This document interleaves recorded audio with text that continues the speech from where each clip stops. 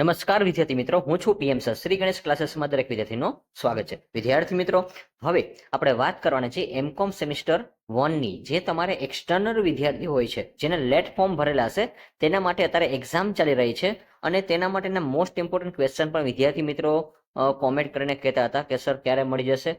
તો એના માટેનો આપણે આ વિડીયો છે એ તમને ખાસ યુઝફુલ થશે વિદ્યાર્થી મિત્રો. તો વિડીયોને તમે અંત સુધી જોજો અને હા, જેથી કરીને તમને ઘણો બધો ફાયદો થશે. તો વિદ્યાર્થી મિત્રો એક્સટર્નલ કરતા હોય તો તમને જે ક્વેશ્ચન કહું છું તો ખાસ એક તો વિદ્યાર્થીઓની થિંકિંગ હોય છે કે સર 100 માર્કના પેપર આવશે કે 70 માર્કના આવશે.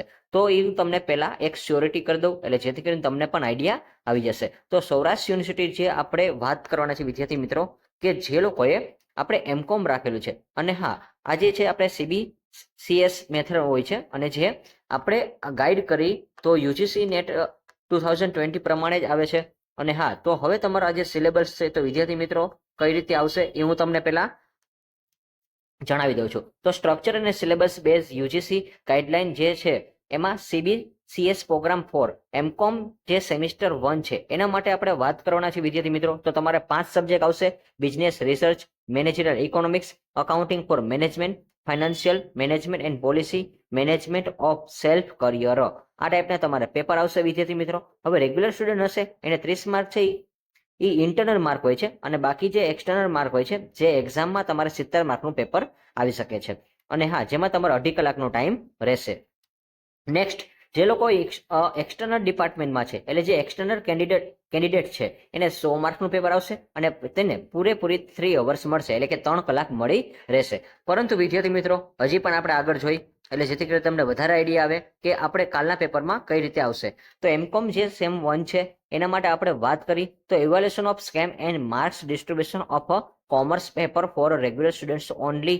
તો અહીંયા રેગ્યુલર સ્ટુડન્ટ માટે જે લોકો એવું કહે છે કે એને 30 માર્ક છે ઇન્ટરનલ મૂકી દેવામાં આવશે અને બાકીનું જે એક્સટર્નલ પેપર છે એટલે 20 માર્કના 2 દાખલા પૂછાઈ શકે છે અથવા તો 2 પ્રેક્ટિકલ જે ક્વેશ્ચન હશે એ તમારે પૂછાઈ શકે છે. તો ક્વેશ્ચન પણ તમારે 20 માર્કના આવી શકે છે. ત્યાર પછી 15 માર્કના 2. તો આપણે વિદ્યાર્થી મિત્રો ટોટલ 70 માર્કનું પેપર રહેશે અને 30 માર્ક છે એ તમને ઇન્ટરનલ મળવાના રહેશે.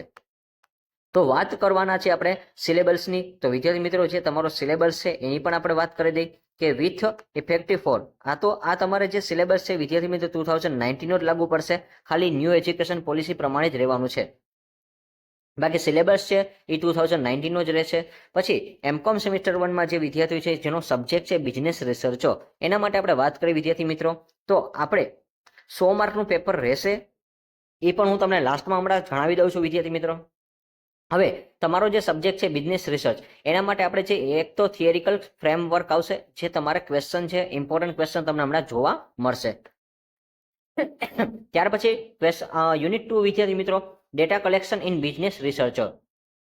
હવે એની અંદર તમે જુઓ તો એમાં method and techniques of data collection, હવે sampling design, questionnaire and designing and development, attitude measurement and scaling.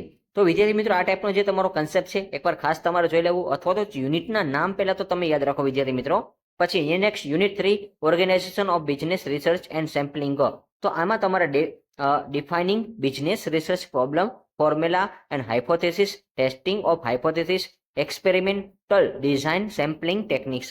તો વિદ્યાર્થી મિત્રો આ ટાઈપના તમારા ક્વેશ્ચનની અંદર જે તમને ડીપમાં જવું હોય તો તમે જોઈ શકો છો અથવા હું તમને જે લાસ્ટમાં ક્વેશ્ચન આપીશ એ પણ તમે કરી શકો છો. ત્યાર પછી યુનિટ 4 છે quality characteristics and qualities control chart.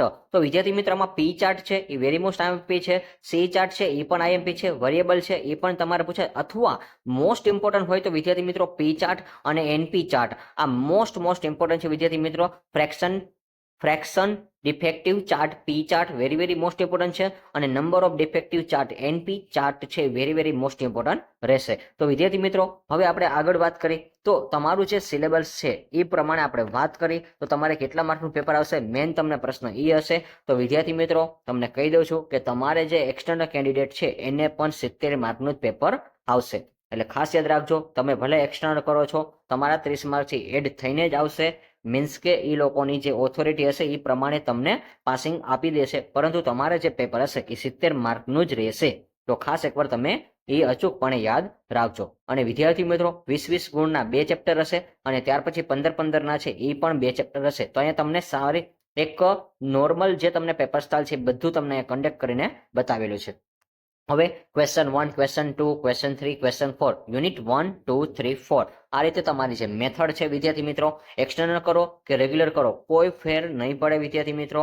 External છો તો પણ તમારે 70 માર્કનું જ પેપર આવશે. એટલે આ એક મેન્ટાલિટી તમે દૂર કરી લેજો અને તમારે ટાઈમ જે છે એ 2.5 કલાકનો જ મળશે. તમારી રિસીપ્ટ છે ઓલરેડી તમે જોઈ શકો છો. તો વિદ્યાર્થી મિત્રો હવે આપણે આપણા ટોપિક પર આવીએ કે વિદ્યાર્થીઓ દર વખતે આશા રાખે છે કે પીએમ સરના જે ક્વેશ્ચન આવશે તે અચૂકપણે વિદ્યાર્થીઓને ખૂબ જ યુઝફુલ થશે અને આવનારી જે એક્ઝામ હશે એમાં આપણે એમકોમ સેમિસ્ટર 1 થી લઈને 4 સુધીના આપણે એક્સટર્નલ હશે તો એના પણ આપણે વિડીયો છે અચૂકપણે આપણે ટ્રાય કરીને બધા ક્વેશ્ચન છે એ જે તમને યુઝફુલ થશે એવા તમને ગાઈડ કરશું.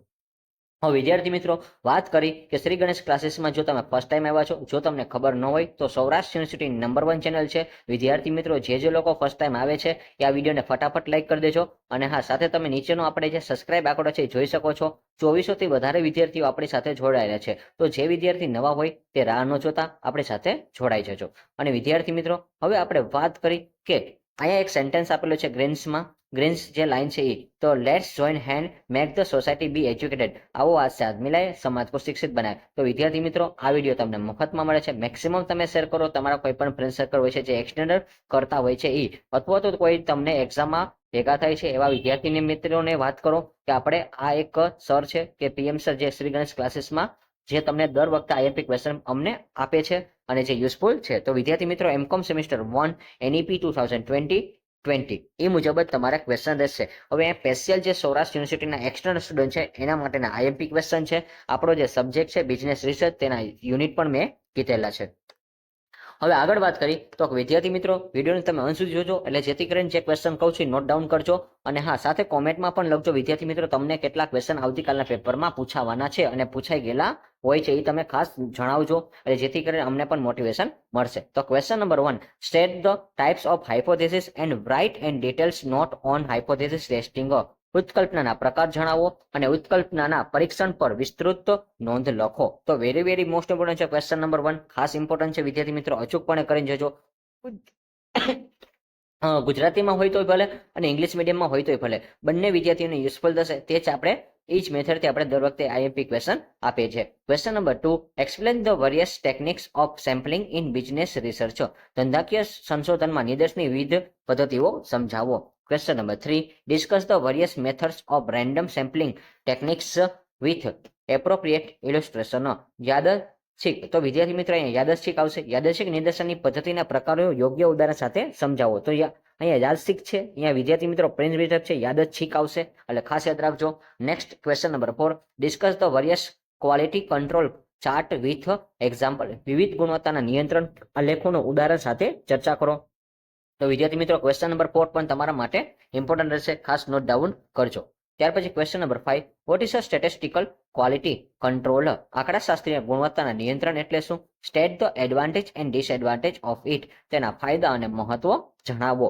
ફાયદા અને મર્યાદા જણાવો. તો વિદ્યાર્થી મિત્રો જે લોકો ઇંગ્લિશમાં છે એ એડવાન્ટેજ છે અને ડિસએડવાન્ટેજ છે ખાસ એકવાર કરીને જજો, તમારા માટે ખૂબ જ ઇમ્પોર્ટન્ટ રહેશે. અને હા વિદ્યાર્થી મિત્રો ત્યાર પછી એને લિમિટેશન પણ કહેવાશે. તો એક એ પણ યાદ રાખજો, ડિસએડવાન્ટેજ ને લિમિટેશન પણ કહેવાશે. અને ફાયદાનું બીજું નામ છે મહત્વ છે, તો એ પણ તમે ખાસ યાદ રાખજો. Next question number 6, vote is a business research. ધંધાકીય સંશોધન એટલે શું છે? ક્વેશ્ચન નંબર 5 છે વિદ્યાર્થી મિત્રો તમારા માટે ઇમ્પોર્ટન્ટ છે, ખાસ એકવાર કરીને જજો. Question number 6, vote is a business research. ધંધાકીય સંશોધન એટલે શું? State the business research process and also explain types of business research.